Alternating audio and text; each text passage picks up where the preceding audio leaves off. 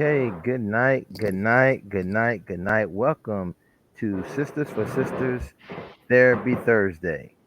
We'd like to welcome everybody here again for another exhilarating night of Therapy Thursday with the whole Therapy Thursday crew as we end our four-part series of Black marriage and family with our final family couple of the night, the Jordans, with over 40 years of marriage.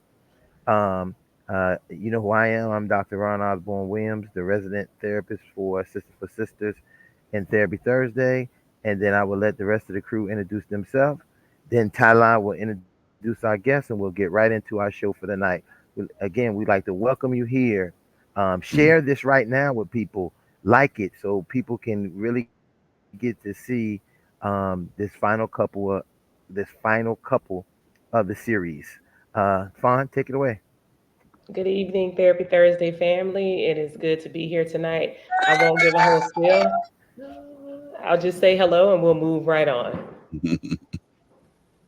Hello, folks. My name is Tylon Xavier Washington, as it says on the screen. If you're watching, if you're listening, I am the Iron Metropolis GoPro Radio LLC. I'm a filmmaker and activist, and it just gives me great pleasure. Enjoy to do Therapy Thursdays every Thursday, so I get a chance to chill out with Ron and Fawn, two of my best people to associate myself with. And it gives me great delight and pleasure to introduce to you right now Lawrence and Ruthie Jordan.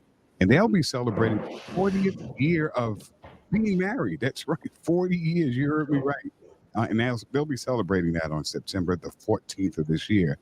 This lifelong journey began in November of 1973. They both grew up in what is currently known as Miami Gardens, Florida. They graduated from one of the Lowcat high schools and Florida State University. Lawrence, a certified special education teacher. Wow. Licensed insurance agent and pest control operator. And Ruthie's a licensed and registered dietitian, and she is currently retired. And they both believe that with God as the head of their home, all things are possible. For them, love is not a feeling, it is a choice, for better or worse. So let's welcome them. Wow, what a wonderful, wonderful, wonderful. Man, this is great, great, great, great couple here. And this is the crescendo, right? When it ends, it's like this of this format. Yeah. Absolutely, Welcome. Mhm. absolutely. I mean, when you think of 1973, right? Mhm. I was born in 1973, so you understand the longevity of that. I mean, I think of Mhm. the longevity of myself, and understanding that. So that's, I mean, really, really, really, really, really fabulous. And I'm sure we're going to really hear some good things tonight that really can help us remember why Black marriage and family is so important. Um, so, first, Jordans, welcome. Tell us a little bit, just uh, tell us how this whole thing started, and how did how, 40 years, where did this 40 years begin at? Well, okay. Well, I'll get started, and I'm sure Ruthie will correct me along the way. First of all, thank you for having us. It's a pleasure being here and speaking with y'all tonight. Um, we actually started. We grew up on separate streets. I grew up on a street that was right behind me, in at that time before Miami Gardens, it was Opalaka. Um, and we really did not meet per se until we actually got into high school. And and it's so funny. This is when I saw the first time that I really saw and noticed there was in 1972 when they opened the high school in Miami at Highland Miami Lakes, and I was immediately attracted to her. And Ruthie did not like me at all. You know, every time I used to just bug her because I see her every day and I would bug her and she would just roll her eyes. She'd see me coming and she would just roll her eyes, you know, and and but I was gonna be persistent. I wouldn't stop. I kept going. I said no, and in 1973, uh, she said yes so that we could date, and we started dating in '73.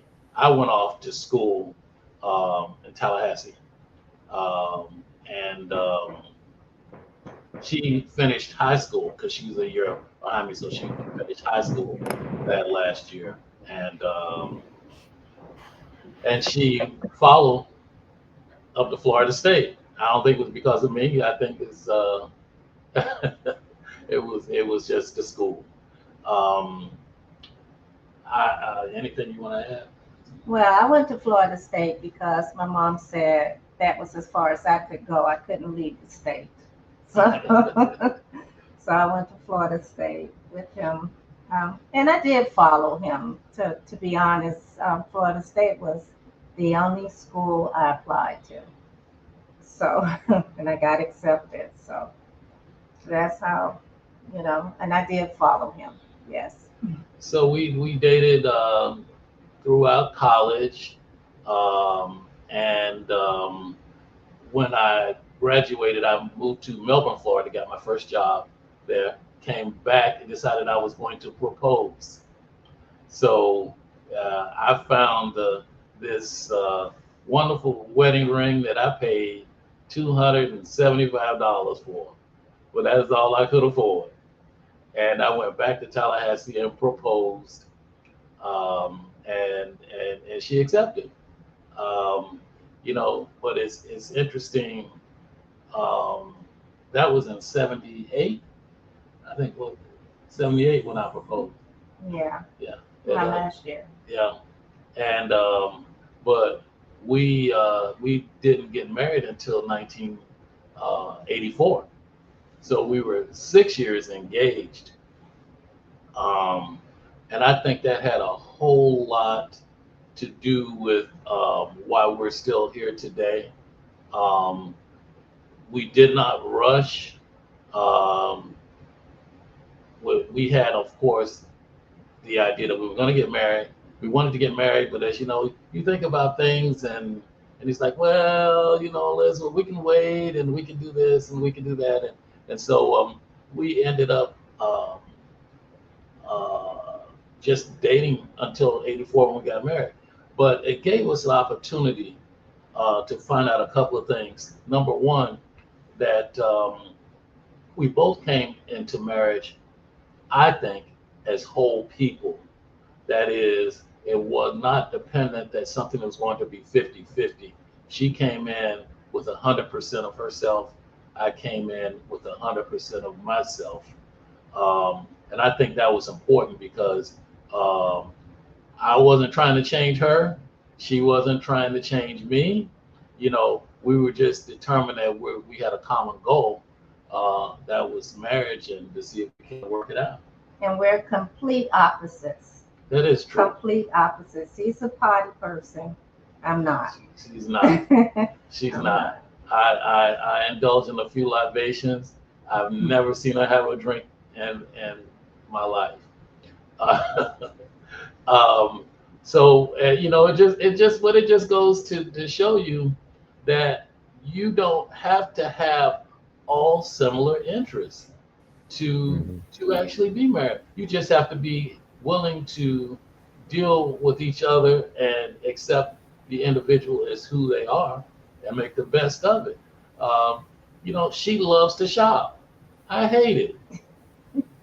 You know, so there are just so many things that we do, and also allowing we've done many things together, but it's also important that Ruthie has her own life, and I have mine, and I respect that.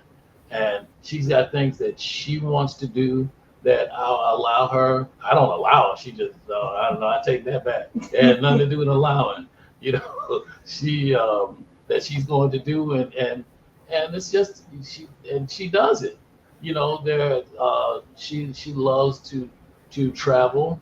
I'm not a big traveler. I will do it, but it was just one of those things where we just respect each other a lot and realize that while we are one person now, we've joined and we're one person, but that we came in as 200% people and willing to give each other space to live our individual lives as well.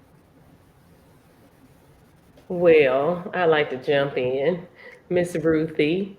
I think that one of our issues, and y'all know I don't know which camera I'm looking at. I think that one of our issues, as far as my generation, because I think that the younger generation is kind of they're clearing this up. When we talk about going in as whole, um, I think that one of our issues is that we already go in with a lot of things, and so we're depending on the other person to kind of complete us or make us whole. And my definition of being whole has changed throughout the years. But when you guys were engaged, were you taking that time to like cultivate your career and plan? I think one of the things that we're missing in the black marriage today is that we don't plan anymore.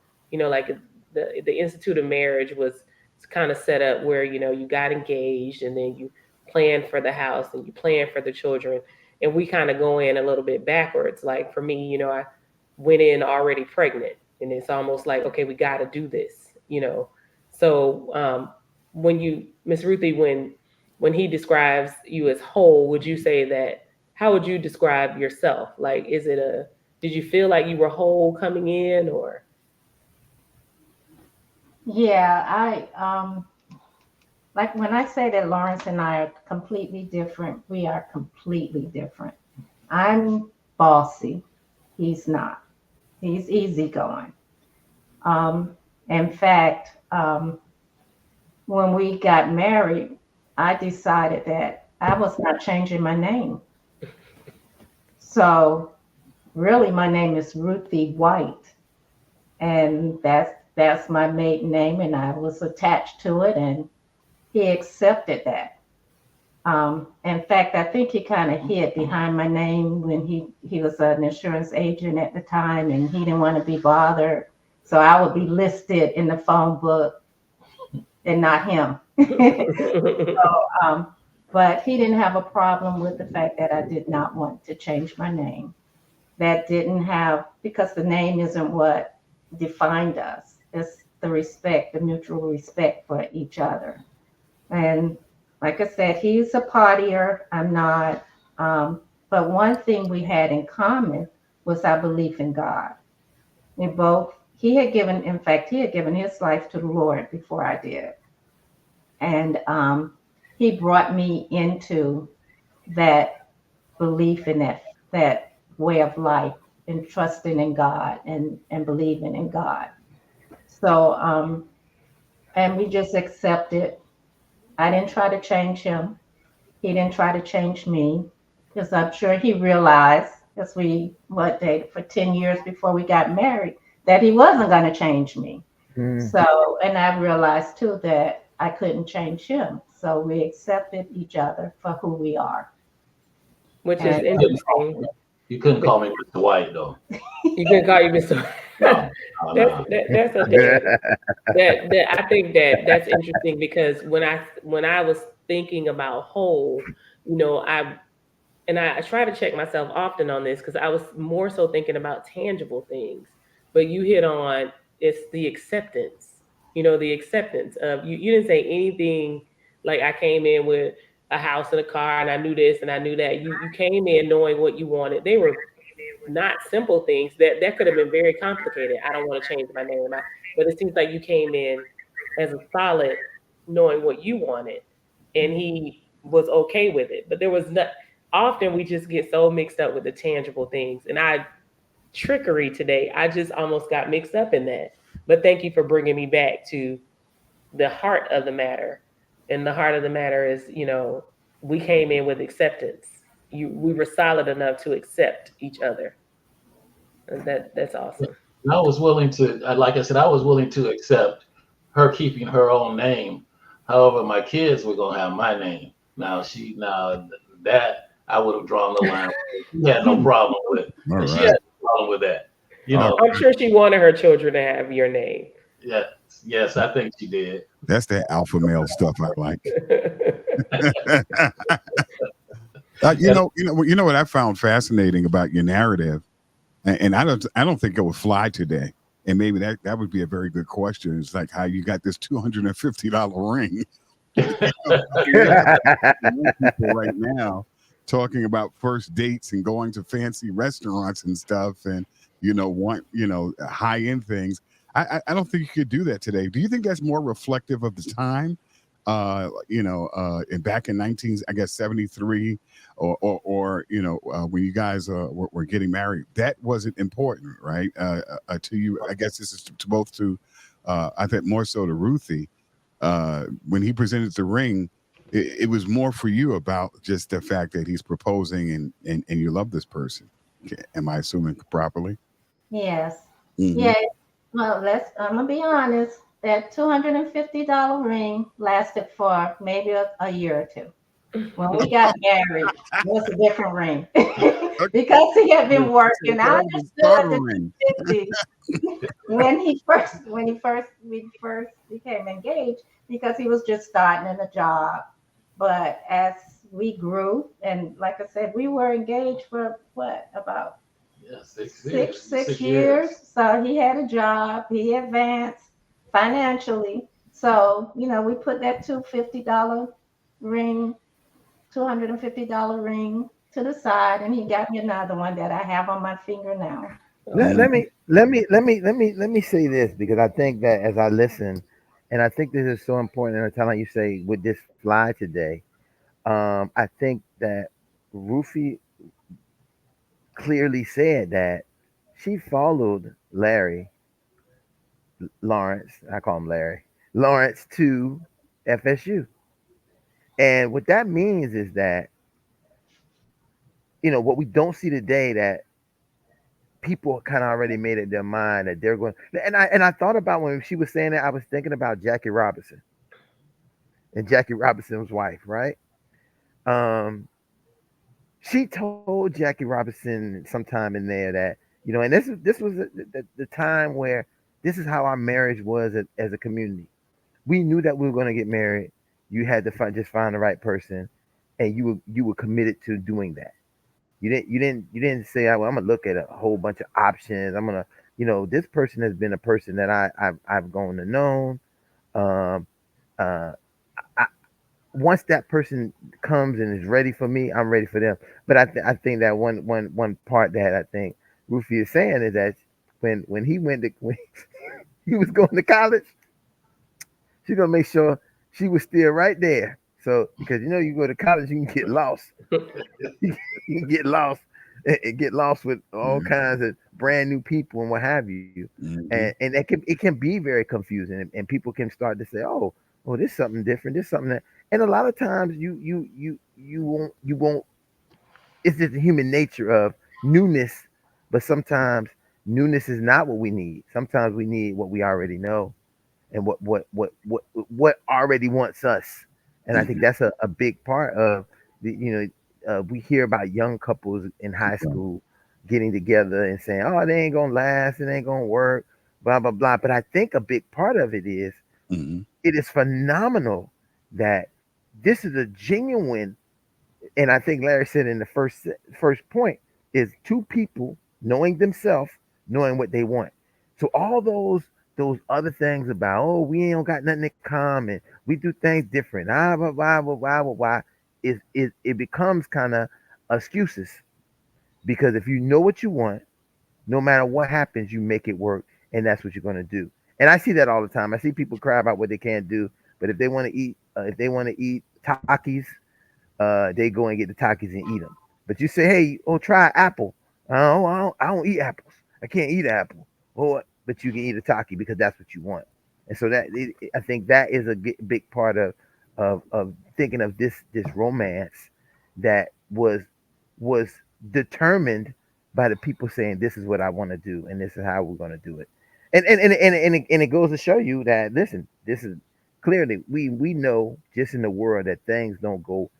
We don't have great everything, right? And Mhm. everything doesn't. We got ups and downs, rounds and rounds.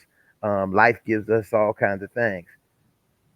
But what is sustainable is when you already have made a commitment and know what you want, and that's what you're going to do. So I think again, I know that this 40 years is rooted in what people need to hear. You know, getting we have all these people telling books and people telling people, even therapists telling people, this is what you got to do, this what you should do, this what you do. And the biggest thing, I think you said it, both of you guys said it, is know exactly what you want. Mhm. That's it. If you know exactly what you want, you can get what and you can have what you want. So You know, I Ron, so when we're talking about flying in these days, this is actually going to lead to my next question.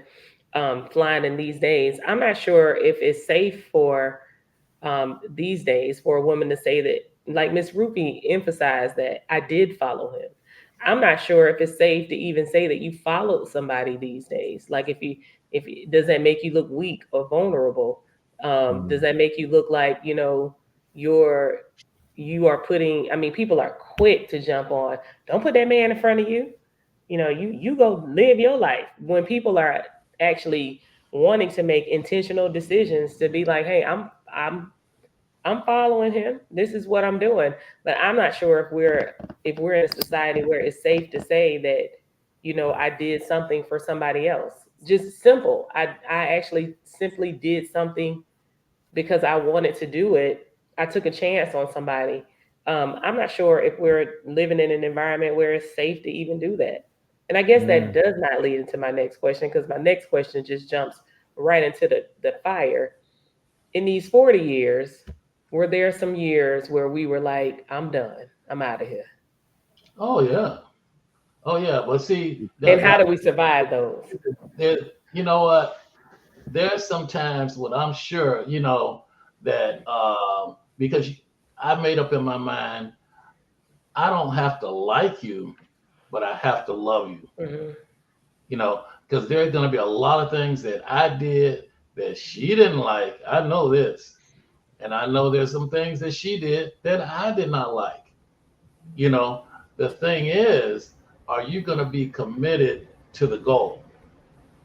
And that means so much because there are going to be ups and downs and times that just like I don't know if this going did I pick the right one or did I but you see that that person is committed to the goal, and that means a lot because when push comes to shove, uh, and we're finding this out now after 40 years when she has to go and have surgery or she makes me go to the doctor, and there's nothing when she needs something. I'm going to do it. It doesn't matter what I have to do. I'm going to break those things that I have to do to see that she needs that, what she needs to get what she needs. And I'm sure that she would do the same thing for me. I know this. So when you know that that person is that committed to you, it's you can leave, but you'll realize that it's foolish to do so because you're leaving a solid commitment, and there's nothing better in life. I say there's only two things in life that you really need: a good commitment and an option. You know, when I stopped working, I just said I never want to stop working. I just want an option to be able to go in or not. And and I know someone that's going to have my back, that's going to be committed. That means the world. That means the world. Were And, you? Oh, I'm sorry. Go ahead, Miss Ruthie. and that's why Mhm. we say that love isn't a feeling. Yes, You ma'am. know, you don't fall in love. You don't fall out of love. It's a choice. So when you decide to get married, it's not because of how I feel, because our feelings change in a minute. It's that this is what I decided to do. This is a choice that I'm making. And because I made this choice, I made this decision, I'm going to pursue it. I am just going to continue to choose to love in spite of.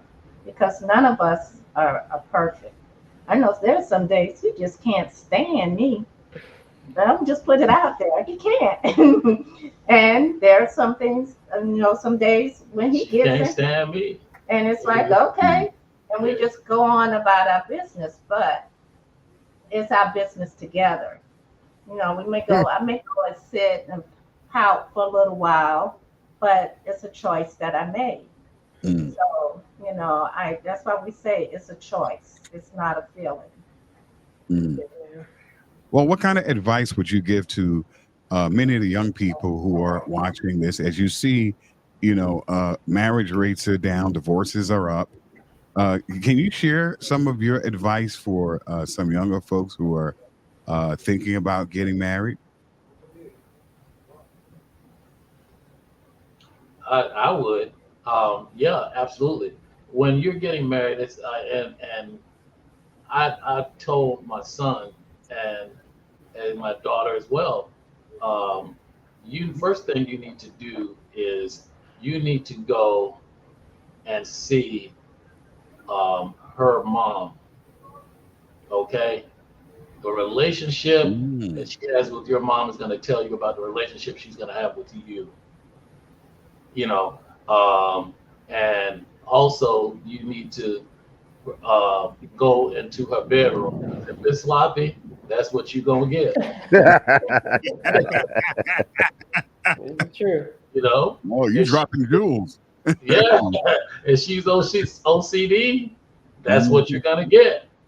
You Mm-mm. know, and I tell my daughter to check and see what relationship this young man has with his father, whether he's there or not. You know, if he's there or not, because the relationship with her father, because he's going to teach her, he's going to teach his son how to treat women. Mm. Now, if he say, well, you know what, she's a B and all them B's and and all this, that's what you're getting. That's what you're gonna get. Regardless of how good he looks and what he's driving and all of that, you got to go to sleep and you want to sleep in peace. So relationships mean so much, and you need to see, um, you know, and that just brings me to a point that everyone's going to come to a marriage with baggage. Everyone, because your life is going to be a summation of a bunch of baggage. Now, and like in my particular case, I saw my mother and father had their fights, and but they were married over 50 years. So that's what I wanted for me, and that's what my father taught me is that when you make a commitment, that is your commitment. Now, you can't make her stay, but that should not change your commitment. You've got to be solid in what you do. So I consequently, it's funny, and as a young man, I sought out one of the reasons that I was attracted to Ruthie as well was because Ruthie is very much like my mom. My mom is basically just my. I never saw my mom drink. My mom did not go out and party. So and I saw that, and that's what I wanted for a wife because that was my mom. And I think most guys, if they want something, they're looking for someone that's like their mom. And I think many ladies are looking for someone that's like their dad. To be honest with you, you know, and if they've received good treatment, if they were treated um, with respect. So I would give that advice to that. Look and see, check the relationships out. Check the relationships out that's going on with them, and they'll tell you more about them than anything else. You So the advice too I would give is You don't let your friends or your girlfriends or anybody get in your business and tell you what you should and should not do. You have to make a decision for yourself. If you chose a mate, you you don't allow someone to come and put stuff in your head, um, because sometimes you don't know what the motive is. You you find out for yourself about the person who you choose to be with, and you just don't let anybody come in tell you anything. I'm a believer. I believe in marriage. First, you got to believe in it. There are some, I guess, the kids today, it's like they're not even interested in marriage. They don't understand. But I believe in marriage. My mother was not married when I was born. She got married later and then she got a divorce. But I knew that how my home was with a man in the house and how it was without a man in the house. And I decided that I wanted to have a husband and I wanted a father to be there for my children. So that's here is another decision, another choice we make. And also realizing that, like Lauren said, we all come with baggage. We're not here to blame anybody for whatever they do that we may not like, because none of us is perfect. So we come in open minded, giving all, and trusting. So you have to trust. You can't let your girlfriend or boyfriend tell you of anything. And you got to believe in yourself, first of all, and who you are, and have the confidence within yourself to trust somebody else. I think, and just to interject one more thing, people these days, and I think the kids don't realize the power in pairs. Two, like the word says, one person can send 1,000 people to flight. Two people can send 10,000 people to flight. So you can 10x whatever you do Mm. in pairs. If you look at your body, two eyes, two nostrils, two ears, two hands, two feet. Take away one of them, you're disabled. There's so much, and people don't realize the power that exists in pairs. Just being a pair and being a committed pair will take you to heights that you would never reach, that you could as that you would as an individual. I can guarantee you that. And she makes me go to the doctor too, like I did today. Yeah. But You know, like, it's also having that foundation and the creator and God. I mean, we have the same belief. We believe in God. We believe that God is the head of our family. And having just that foundation and getting into the word, reading the word, um, living the word, and applying it to our life. Because just as Christ loved us, he created marriage for couples, for us to love one another, and we got to trust that. And that's not gonna and you go into the relationship knowing that it's not gonna be perfect, but it's a choice. Again, it is a choice. You choose to love.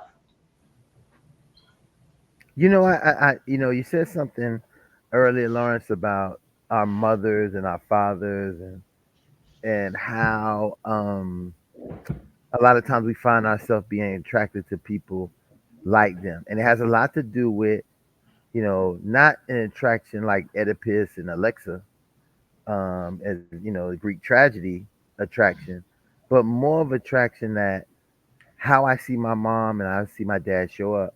that's the kind of person I want to have in my life when I grow up, right? But it has also been a double-edged sword in that same way because we are attracted to who we see and grow to learn, right? So we sometimes we see a lot, and I think this is one of the problems we have with marriage today. You guys both said very clearly about I talk a lot about in my therapy transgenerational experiences, transgenerational learning, transgenerational um, dysfunctions, transgenerational successes. What actually helps um, you be who you are based on the experience of your parents, your grandparents, and your great grandparents. And when you see that, like you guys both said, that you learned what you wanted and didn't want to be in a marriage, to have in a marriage, and how to establish a marriage based on your parents and their parents. And I think a lot today we don't have that same kind of people focusing because they don't have those models they're really based on. This is why we even came to do the series, right? Because we see this idea of people saying, "Hey, there's nothing wrong with being a single mother or being a single father, but it has an effect on our children. We listen, being in a family with two parents don't mean our children are going to come out tip top, the best people, and do their best things, right? And that's not what I'm saying. I'm saying that it begins to show you certain things in a certain way. I know young ladies who, will say, "I'm not dating. I'm not interested in a guy like this and like that," because their standard is their father. Their standard is their grandfather. You see men who you see, and I've seen this happen very often, men who do not even date women like their mother. And that to me has always been a red flag because that says that there is something that we don't know. I mean, as a therapist, I look at it and say that the natural progression is for us to do things as our family do. And somebody say, "Oh, I just want to be different. Oh, I love who I love." But it's very hard to say that if you grew up knowing nothing but chocolate, eating chocolate, right? There's nothing wrong with wanting to taste some vanilla, but you probably are going to be more inclined to be involved with chocolate because that's what you know. Unless you had a bad experience with chocolate. A chocolate has a bad taste in your mouth, then you say, "I don't want no chocolate because chocolate it gives me trauma, so I'm only eating vanilla. I'm only having vanilla to eat."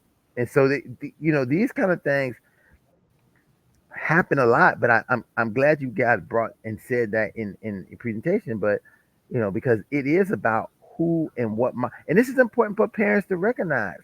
Today, I really preach it, not preach it, but I suggest it. 'Cause I'm not a preacher. I really suggest it to people that be mindful of what you let your kids see as the relationships that you are in, because those relationships that you are in are the ones that they think that they're going to be in, are the ones that's going to turn them off from being in certain type of relationships. So you never know what the individual is going to choose to do based on what their learned experience is in the household and from everybody else. Ron, did I tell y'all the story about the young man who told me that he hated dark skinned women? No, I no. don't I don't know if I said this. So I was sitting in the counseling session one day, and this young man says, we're just talking, and he's shooting the breeze, and he tells me about his girlfriend, and he was like, because all I date is light skinned girls, and I was like, okay, everybody, that's good. You have your preference, you know what you want. He's like, I hate dark skinned women, and I was like, dude, I resemble that comment. Like, why? Why are you saying that you hate dark skinned women? He's like, but my first girlfriend was dark skinned, and she was just so aggressive. Like, I hate dark skinned women.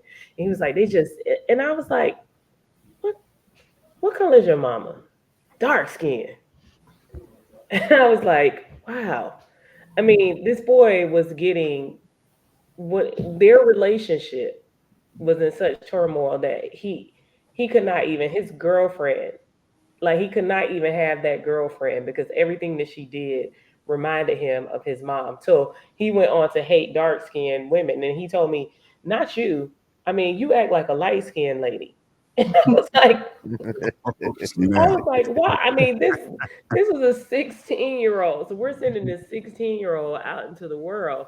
And then he had all these categories. So this other dark skinned lady act like a Mm. white woman. He was like, no, I like her. She acts like a white woman. But from his first judgment of the dark skinned woman was going to be the impression that he had from his mom. And I was like, wow, like I got to get your mom in this room in some kind of way, tactfully let her know you've ruined it for all dark skinned women for this young man, because in some kind of way he thinks that we're related to like riffraff or whatever it is. Now, what I was happy was that he recognized it and we could talk about it. Like I was happy that we were able to talk about it, so that he doesn't take this into further relationships, which he may, But my thought, it lingered with me, and it's lingered with me for a while. And every time I see him, I'm like, hey, have we worked out this color problem? We had to go to colorism and everything else, and it wasn't even related to colorism for him. Again, it was a matter of the heart. Like he related the trauma that he had to his mom, and then it spilled over in the simplest relationship, in a high school relationship. And now this young man's like, no, it was just amazing to me. Like you said, the things that we let our kids see, whether we're coupled or single, the things that we have to be very careful with what we let our kids see, because that sets the standard for what they're going to do next. It's just very much so true. Mm. You know, it's That's a funny. really It's funny that you say that because our kids don't want anything to do with marriage. Nothing. Which is odd to me, but I mean, it's your life. You got to live it. But it's interesting that so there is no guarantee. Sir, you set the standard so high. You told your daughter to look for somebody like yeah. you. Well, yeah, fine. You put the words right. I'm Listen, not fine. You sure took she the can words find right that out right now. of You said, you took the son, words right out of my mouth. look at her mama. I'm not sure if we're seeing that right now. I'm not saying that it's not there. I'm just saying I'm not sure they're gonna bring a Mr. Larry home. She gonna bring a Mr. Larry home anytime soon who knows how to kind of be this person. And I'm not sure if your daughter can, or if your son can trust someone like he could, you know, trust his mom or his wife. But go ahead, Ron. I'm sorry. No, no, no. I mean, you were taking the words right out of my mouth. Is that the bar? Listen, if I'm sitting there thinking, oh my God, my parents, they've been married all my life, and it's not you that's the problem. It's that everybody else around them doesn't have that. Recently I was in our men's group, and Larry, you might have been there. And one of the fathers had spoke to the example that his son was wishing that he wasn't around, so his mom could be So what? so his mom could be a single mother. He wish he didn't have the dad, and I was like, what? Yeah, yeah, I wish I didn't have a dad because, and he said he resented his dad for being around, and I'm saying to a lot of people is we don't understand how strong the influences is, Mm-hmm. uh the conformity influence is, especially today. The reality today. Can I have a relationship like Larry and Ruthie? Can I have that type of relationship? Because if I can't have it, I'm not even gonna try. I'm not even gonna work on it because I don't think it's gonna be. I don't think it can happen. I think it won't ever happen. And so that is one of that what we can see that very often. And so that's something that, again, why we even having this, to kind of like let people know you can have it. It takes work. Now if Takes you don't want to work. work on it, that's different. But you can have it. It takes work. I could be wrong, but I think that especially for black men, they for some reason they will not make the commitment. I think that the ladies are ready to make many of the ladies are ready to commit for life. You know, uh this the guys like, nah, I don't want. You know, Mm, I mm, think Well, we're ready to commit to a fairy tale of life. I think yeah, we're ready to yeah. commit to what we see on TV, but I don't know if we're ready to commit to the actual commitment of loving. And I think that Fawn is absolutely right because what I experience is that the commitment that people are making a commitment to is not a marriage like you guys, right? The commitment is this guy doesn't want to commit because that means that he knows all of the things he must allegedly supply and bring to the relationship to actually he has to create the relationship so the woman can be comfortable to be in it. So he needs to already have the set job. He needs to be making six figures. You know, there was a thing where they were asking college women, you know, what is the average salary that a guy that you should be dating? The college women, the average salary of that guy that you should be dating. No woman said a salary under $100,000. College women. College with these women who were just in college starting, and the first thing I thought about was where did they get this idea from that someone's making $100,000, you know, and that's the only kind of person you want to be with is the person making $100,000. Well, trust me, if a guy is that young making $100,000, he don't have time for you. Because And he's working. more than likely, But you right? know what, Ron? Let me break it down even further. I'm pretty transparent on the show when it comes down to my relationship, and we've been together for 10 years, but we broke up for 2. And in those 2 years, once we got back together, I noticed that this man was not snoring anymore. Now, the snoring was so bad at one point that I was like, I'm gonna punch this man in his face, like every time. But we dealt with it, and I figured out how to sleep through the snoring because we were committed to it. This man was not snoring, but he was like losing his breath at night, trying not to snore. So finally, I said, "So you don't snore anymore?" And he had trained himself not to snore anymore because he knew that it was something that somebody else wouldn't accept, like something that somebody else wouldn't be committed to. So even down to like our snoring or how we shop or just our patterns, things like that. I think that men often would rather just be like, I'm just gonna snore in this room by myself because this person ain't nobody gonna bother me if I snore. And then Hmm. and we I think that women are the sad part about it is that women are becoming the same way. So we once we can do it. So Mr. Larry, my dad and my mom were not married for 40 years, but the one thing my dad did when I brought my house was cut my grass. And if a man would not notice that my grass was high when I got home from one of my trips that I was dating, and he didn't cut my grass, I was like, oh, I don't think I want him. Like, because my daddy was not gonna let me come home to high grass. If I had been on a their daughter's a flight attendant, if I had been on a 3, 4 day trip and it had rained in Florida, my daddy was coming by my house to cut my grass. I think that it's just it's very hard to when you want to you want to get in this relationship with somebody, you want to set these boundaries or you want to set these things that you're kind of critiquing them on, right? These are the things that we're critiquing each other on.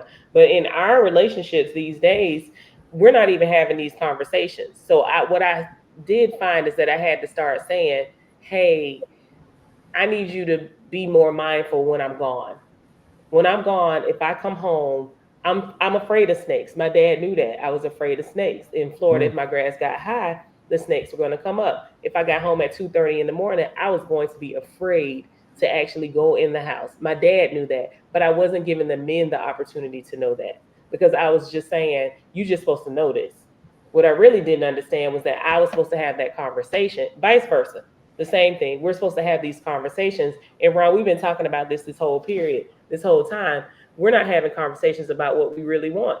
We're not articulating what it is that we actually want from people. We're just Hmm. assuming that people should actually know. Well, nobody was gonna know that I was afraid of snakes. And I was just checking men off. Nope, nope, not him. Nope. He too lazy. So it's one of those things that I think it kind of goes back to we're not having, and we talked about this with Sharkees, we talked about this on just about every relationship show. We are not, we don't know what we actually want, men and women.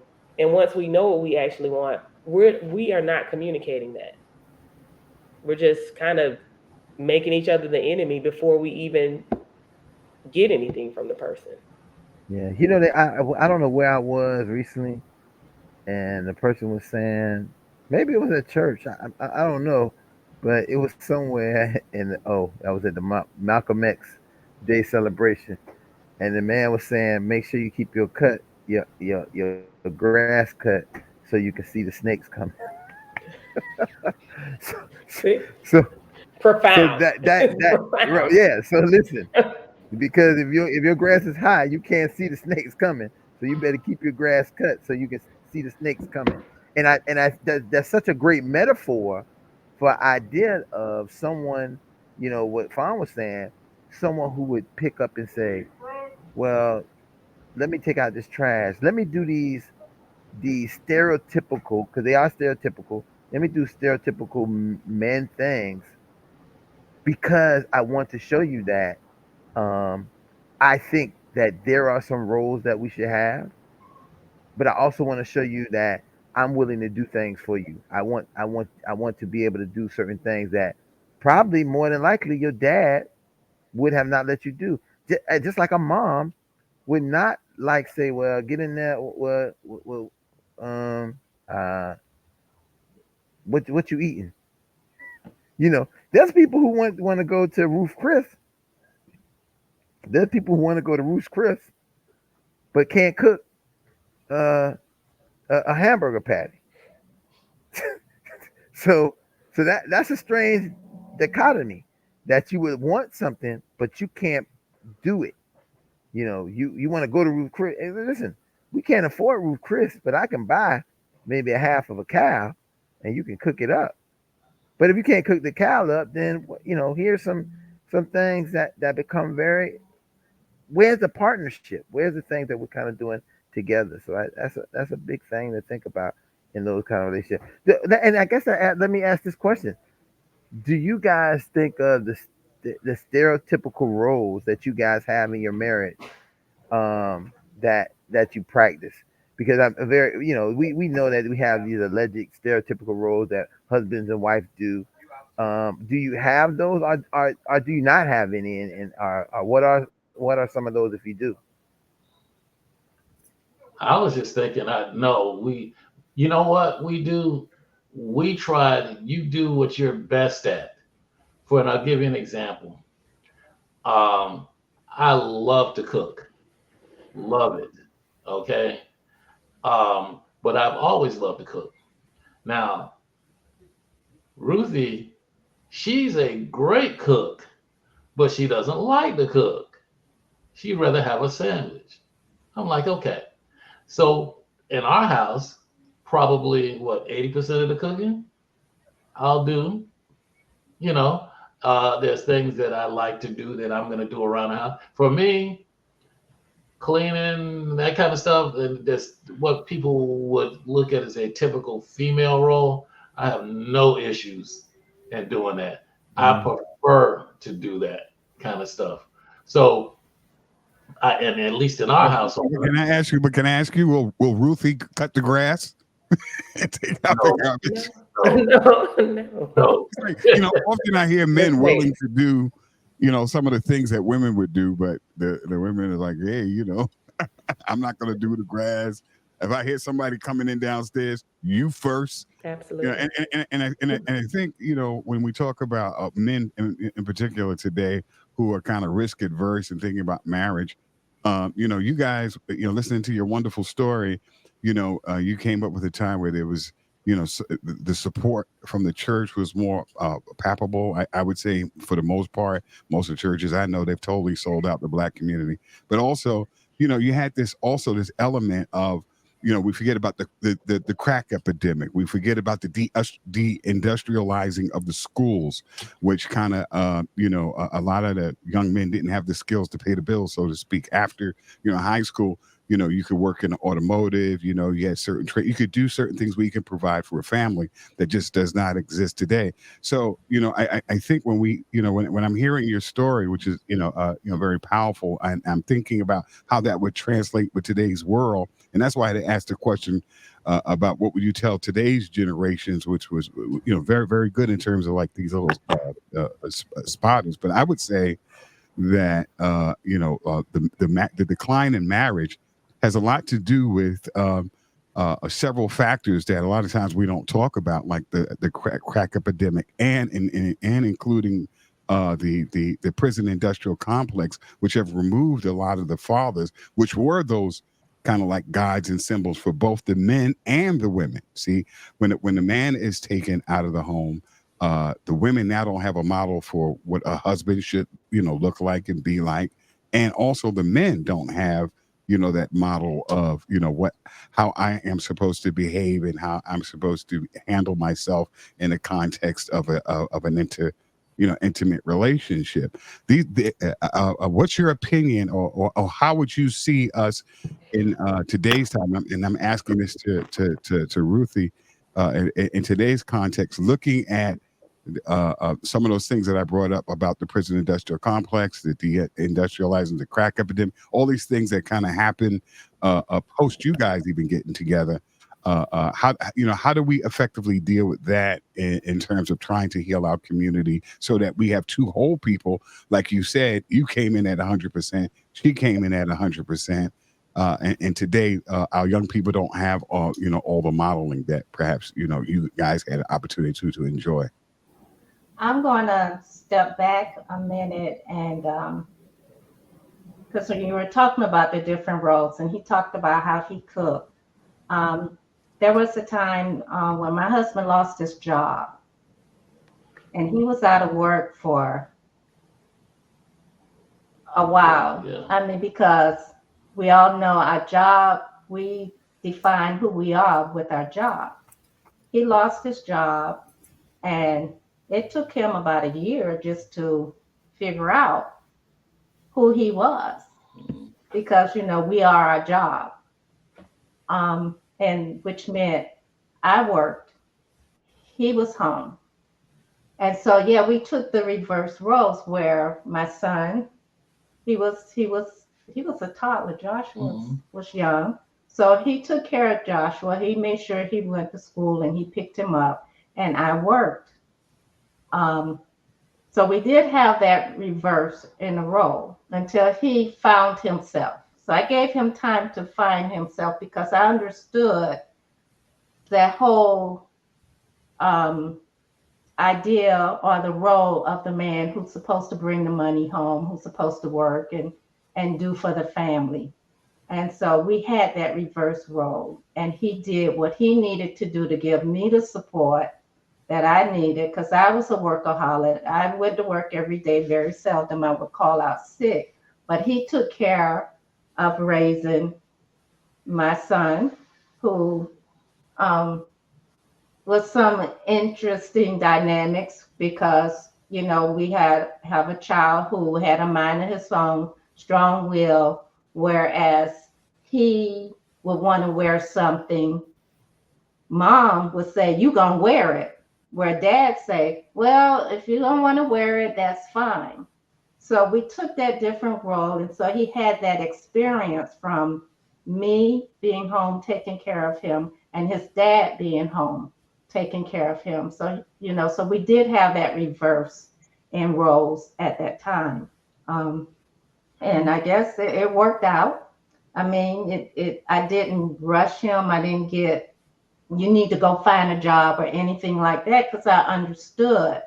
And when we talk about the different roles with the crack or whatever, of how men, um, how different situations may affect me one way and affect my husband another way. And I understood that.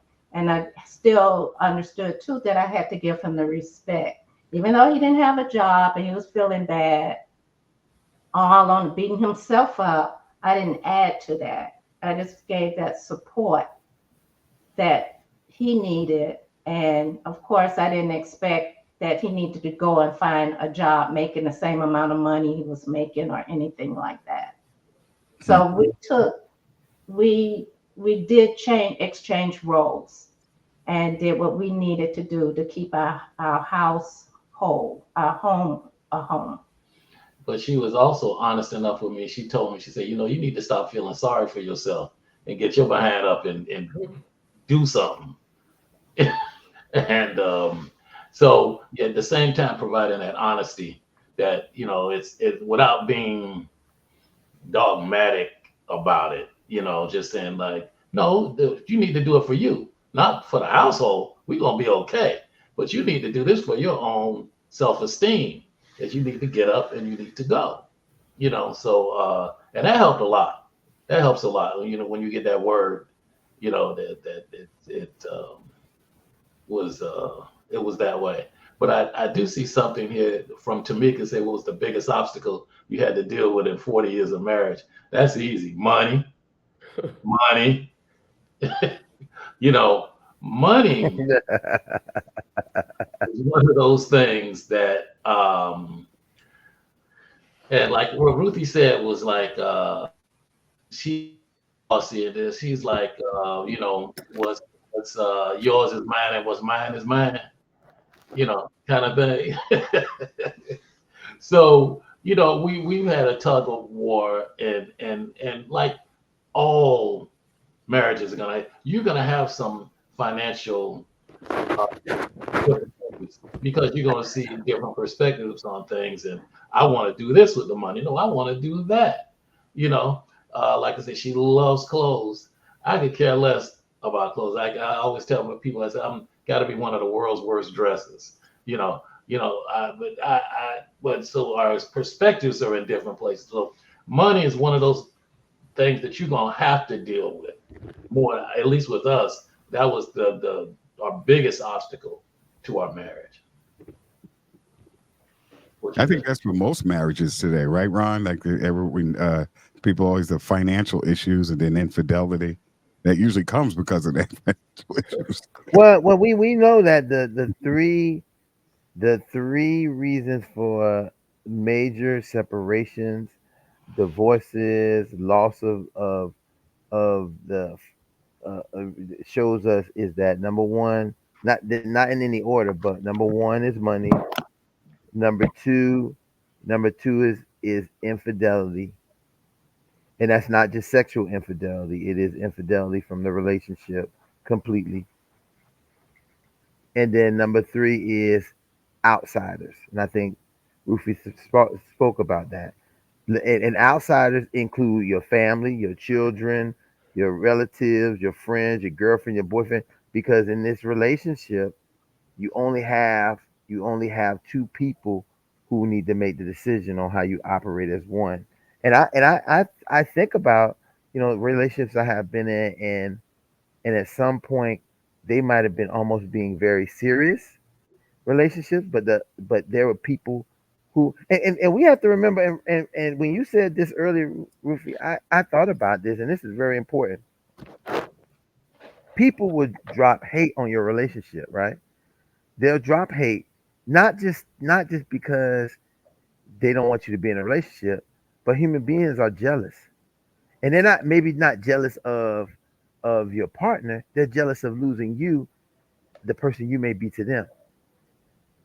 See, a lot of people don't think about, like, my girl or my Mm-mm. dude. He can't go out with me no more. Oh, they with them all the time.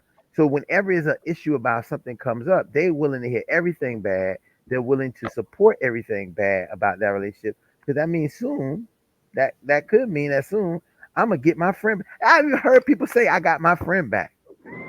Mm. I got my friend back. Yep, yep, We yep. back together." Ooh, Misery now, loves company. right? Well, I won't say they're not miserable. I guess Some people I are guess miserable when you Sometimes can't they let are. them feel Right. happy. sometimes they just lonely. They lonely, and if they Gotta spend the get you same, somebody. if they spend the same energy Right. trying to bring all of that to somebody else's relationship that they were working on and committing to have their own relationship, they wouldn't be lonely at all. Right. Hey, Ron. Let me tell Brother Tylon something. So I'm gonna tell you what it sounds like. Miss Ruthie said. So you said, do you guys have? Would she do the same? So you said, would she cut the lawn? So what I heard was, no, she wouldn't cut the lawn, but she would pay somebody to cut the lawn if he was tired. You said, would she go down? Would you go down the stairs first? No, but I will buy you the best gun so you can go down the stairs first. I feel like I feel like sometimes we gotta And, find and, that medium and ground on what we right, gonna do. I'm not gonna cut the fine, grass, but if you tired, brother, I fine, will pay somebody to cut that grass for you, and fine. we can You go to are this gun range. fine. You are Yeah. hitting it right on. Listen, you are hitting the present day nail on the head. Because if anybody is looking and watching Black America, watching Black families, Black people, there is a there is an economic disadvantage in the Black community for men versus women. Mhm. A major, right? And so we have to not try to follow other people's standards for how relationships operate. We need to be trying to follow our own standards for our own relationships. Because, well, I mean, here's a great example. Because let me tell you something. If you want to talk about the love that Lawrence and Rufy had, you can look at it right there in the point of how many couples, if the husband lost the job today, you hear them saying that I can't stick by him. He can't take care of me. Right. He can't do that, and they're ready to actually leave this relationship. All the great things that's going on because he can't take care of me, and that is because you believe that taking care of has something to do with monetary. It was very clear, and it was described in this in their narrative that Larry continued to take care of the family in the same way he had, just he didn't have the money. And money doesn't mean that because you have money, you take care of family. There's many rich people who have tons of money who don't take care of their family. Hmm. The social emotional wellness of their family is in the pits because money does not solve all problems. It might make your life, it might make your life easier to navigate, but it doesn't stop you from having problems. It doesn't stop from life happening. It doesn't stop any of that. If you, yeah, I'm not gonna. If you want a great example, we can look at what's in the media right now. One of the richest men, one of the richest black men in the world, in American and black world entertainment, his whole world is turned upside down, and that money can't do nothing for him, but maybe send him over to Bali with Russell Simmons, and he can hide out there. But that's about it. I think that that is a great point. And again, I'm gonna open up my little transparency door. Talon, when you were talking about, the crack epidemic, I am the product of that. I'm not a crack baby, but I am the product of a father who was affected by crack cocaine. I think that the one thing that my mom did brilliantly, and my mom and I are two different people, and I speak about that a lot. But there is one thing that I will forever respect her for is that she allowed our dad to love us, Mm. and she allowed us to continue to love our dad, and Mm, she actually showed us that she loved our dad. Mm. She never stopped loving our dad, and Mhm. there were times where I was like that little kid, and I was like, well, you should just, why is he? And she would say, that's your dad. Like this is what was good with your dad. This is a bad part of your dad right now, but this Mm. is your dad. And throughout the years, even though I knew that my dad had a drug problem, I knew that it was actually a drug problem. I never thought that I was the problem. They never made us think that we were the problems. The problem was always that there was a drug problem. And I think that one of the things that we're not doing well, as a community, is that we're allowing society to dictate what our problems are from TV. And we're not. What my mom did brilliantly was she made the definition of what the crack epidemic looked like in our home. And it looked like it gave our father a problem. It didn't look like he didn't love us. It didn't look like he was the worst black man in the world. It looked like your dad has a problem. Like, I can remember my mom saying, like cancer, before all the white folks and everybody else was saying that, addiction is it's a disease. My mom was saying, hey, that man loves me and he loves y'all, so he has to have a problem to be doing this. And so I think that what we're doing mm, as a society is we're letting people define what our problems are, and they're actually giving us the diagnosis to our problem. And so we haven't even gotten past like So we haven't been able to get through crack because we still let them define it. We let them define it all the way up until fentanyl.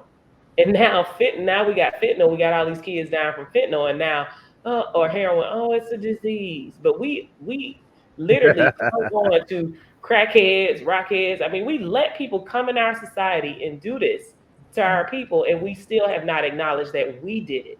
We did it. We brought the narrative. We did that. When you say we did, what are you talking about? Because you kind of lost when you say we did that. What did we do? We didn't We bring the drugs in the community. No, no, no, no, no, no, we Not did not. No, we did not. okay. But we bit onto the narrative that our people were bad for doing the drugs. You would sit Right. around and it would be like, your mama's a crackhead. They literally made a song about it in Miami. Your mama's on crack rock. This and this and that. These folks have brilliantly turned this whole fentanyl and heroin epidemic. I'm not saying that we did it in an It's a accusatory victim. way. They victims. They're Yeah, I'm victims. not now. No, They're victims of hear it. me clear, Tylon. I'm not saying that Mhm. we did it in an accusatory tone. I'm saying that No. we need to recognize that we allowed ourselves to speak the narrative in which they gave us. And we continue to do it. Mm, We are continuing to do it, and now that they're saying that it's okay, oh, it's okay. These people can be on heroin. They can be on this because they have a disease. We still Mhm. have a bit of shame on it, which is why I am well, very much okay. so. I understand now. Okay, Okay. right. Yeah, and I agree. I don't think the shame is ours. I think absolutely. It's this was an attack actually on the black community, and there's a Absolutely. lot of books that go into that very heavy. How it was strategically planned, and everybody knows about Ollie North and all that. There's been a lot of books, Absolutely. written on that. But I think the attitude was, there with Tupac, where he talked about, Mama was a fiend, but she was a queen.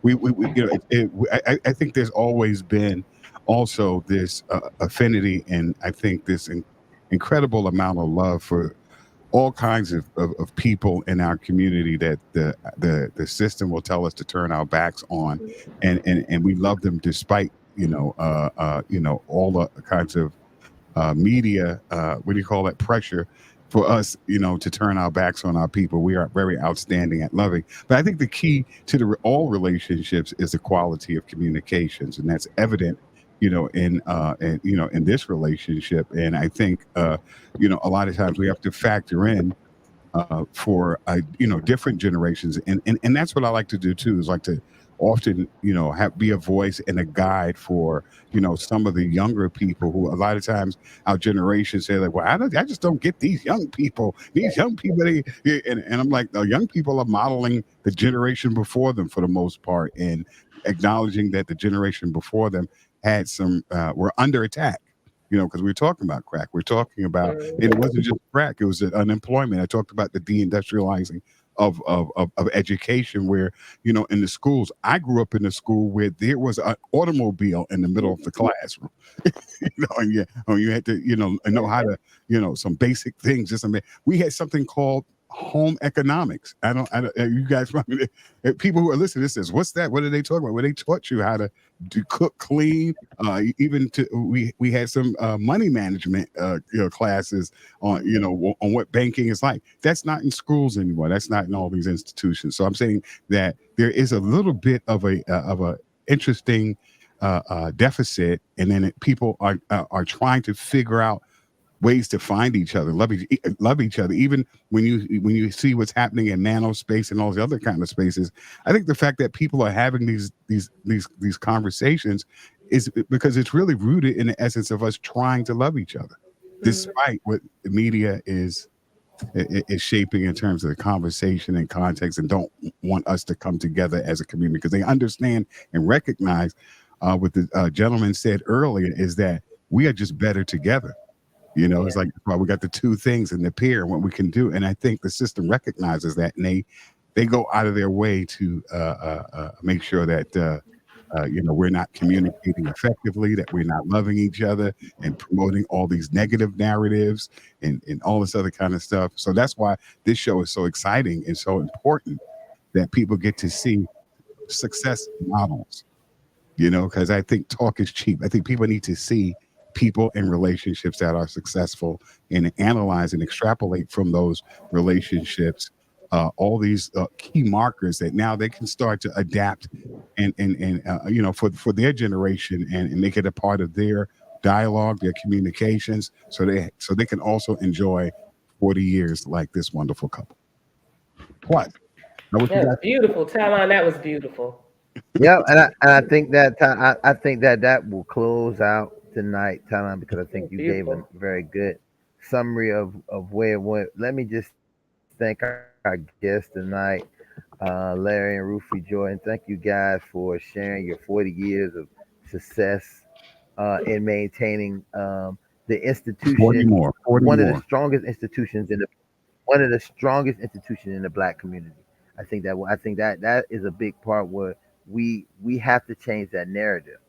There is this idea that that is the weakest institution in our community, and I beg to argue otherwise. I think that it's just that there has been a lot of attack on the idea of us having that union because people are scared what it means to see what you guys have been able to do in the last 40 years and maintaining and still maintaining the way you guys are. Your children are better off for what you did, and that and it shows that so often. I want to thank. I seen Tanika here, but I guess she had to go off and fight advocacy for the unions in Broward and Dade County, so we won't be having closing remarks from her tonight. But again, I want to thank Tylon and Fawn for always being loyal soldiers in this fight for therapy. Without them, you would have to look at my ugly mug, and you have to look at my ugly mug and deal with just me. But again, this ends our series of black marriage and family. But it is not the end of black marriage and family. We have some things coming soon as people watching. You see, I mean, I hope people like our new setup here at StreamYard. It's it's very nice, it's easy. Only thing is just a lot of work to make sure I get on. It ain't like it ain't like doing the Zoom meetings where I can just pop the Zoom in and say, hey, here's the code. You have to do a lot more. So again, folks, thanks everybody for coming out, and we'll see you again next week on Therapy Thursday. Good night. Good night. Remember, Sisters for Sisters in your neighborhood. Get with them. If not, you know, if you're thinking about, you have some issues, have some concerns, call the number, call the hotline, try to find you some local help. But if you don't find that help, come back here on Therapy Thursday, and I'll try. Me and Fawn will try to refer you to somewhere that you can go to get help where you at. That being said, good night, folks. Thank you.